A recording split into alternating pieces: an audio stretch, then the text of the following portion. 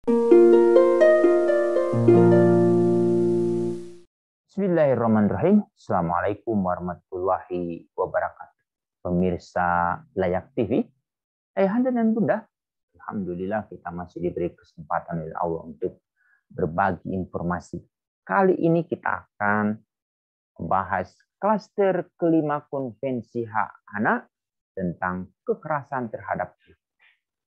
Bila kita ingin mendalami klaster ini, perlu juga kita membaca ada dua General Comment yang diterbitkan oleh Komite Hak Anak PBB. Pertama adalah General Comment nomor 13 tahun 2011 tentang hak anak untuk bebas dari segala bentuk kekerasan.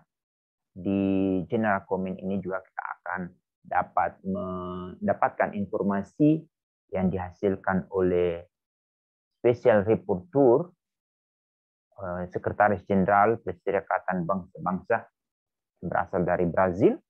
Kemudian General Comment nomor 8 tahun 2006 tentang hak anak atas perlindungan dari hukuman fisik dan bentuk hukuman lain yang kejam atau merendahkan, yang sebagaimana yang diatur di dalam pasal 19, pasal 28 ayat 2 dan pasal 37. Ini yang menjadi penting dan perlu dipahami. Selanjutnya, terkait dengan klaster ini mengatur beberapa pasal. Antara lain pasal 19, yaitu memastikan perlindungan anak dari kekerasan. Jangan sampai anak-anak kita mengalami kekerasan. Negara Republik Indonesia melalui Undang-Undang Dasar tahun 1945 di pasal 28B ayat 2 menekankan bahwa setiap anak terlindungi dari kekerasan. Ini apa artinya? Menjadi sangat penting bagi siapapun untuk tidak melakukan kekerasan terhadap anak.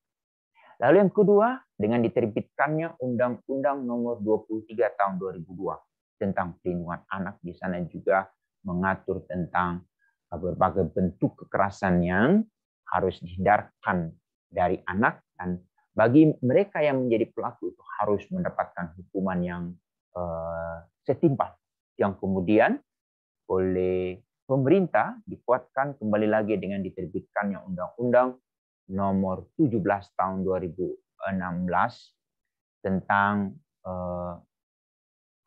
Peraturan Pengganti Undang-Undang nomor 1 tahun 2016. Di sana kejahatan seksual mendapatkan hukuman tambahan.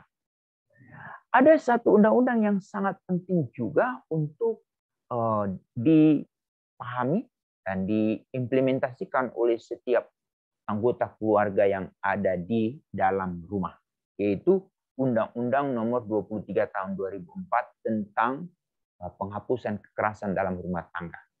Di dalam undang-undang itu disebutkan ada berbagai bentuk kekerasan.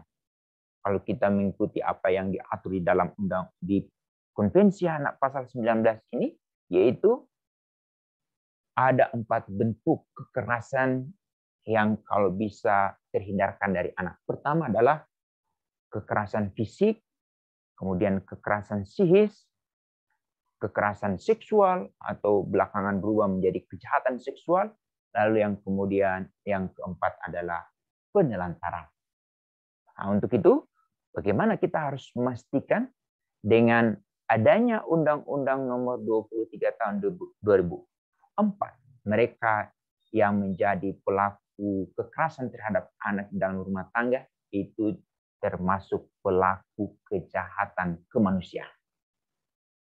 Dan penekanan penting juga di pasal 19 ini, bagaimana negara memperkuat peraturan perundangan, kebijakan-kebijakan terkait dengan penanganan kekerasan terhadap anak, lalu kemudian dilengkapi dengan bagaimana kita mensosialisasikan dan mengedukasi masyarakat agar mereka tidak menjadi pelaku kejahatan terhadap anak. Lalu kemudian ada hal yang penting yang perlu ditekankan terkait dengan pencegahan dan penanganan kekerasan ini adalah adanya mekanisme pengaduan.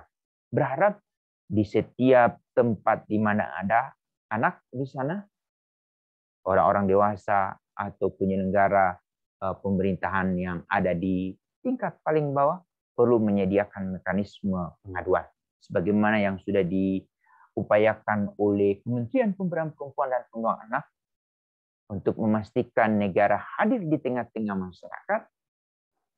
Dikembangkanlah hotline Sapa 129 dan juga dapat kita WhatsApp melalui 081111129129. Di sana kita dapat mengadukan berbagai hal yang terjadi pada diri anak. Lalu yang kedua, ini yang menjadi sangat menarik terkait dengan klaster ini, yaitu sebagaimana yang diatur di pasal 24 Konvensi Anak, yaitu terkait dengan jangan sampai masih ada praktik-praktik tradisional yang dilakukan oleh masyarakat terhadap anak, terutama untuk anak perempuan. Jadi tidak ada lagi sunat perempuan. Nah, ini menjadi penting juga. Lalu yang ketiga terkait dengan disiplin positif dan non-kekerasan.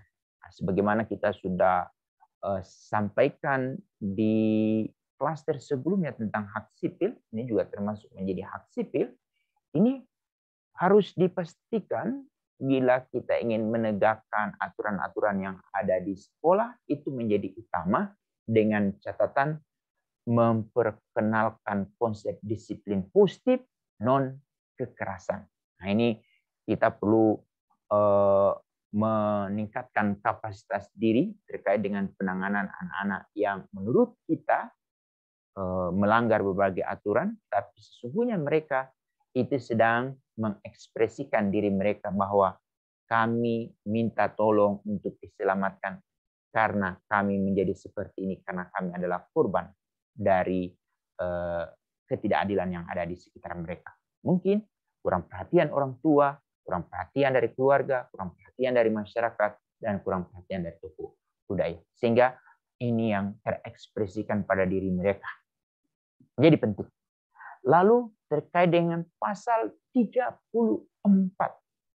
Jangan sampai anak-anak mengalami kekerasan seksual.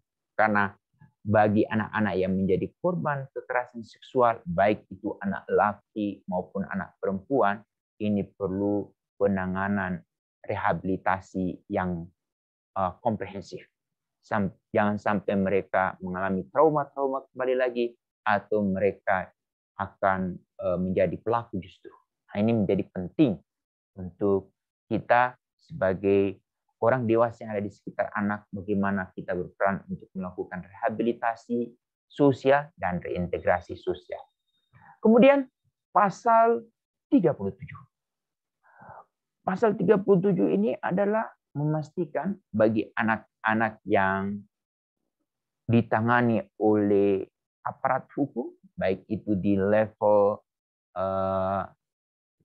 penyidikan, kemudian penuntutan, dan di pengadilan, lalu kemudian mereka harus ditempatkan di lembaga pembinaan khusus anak untuk memastikan mereka ditangani secara ramah anak, hindarkan mereka dari bentuk-bentuk kekerasan, dan hindarkan mereka jangan sampai terjadi perendahan martabat kemanusiaan. Ini yang menjadi penting. Mereka menjadi seperti itu bukan karena kehendak mereka, tetapi karena pengabaian dari orang dewasa yang ada di sekitar mereka, terutama orang tua, keluarga besar, masyarakat, dan para tokoh adat. Lalu terakhir, ini yang menjadi penting terkait dengan penanganan anak korban kekerasan.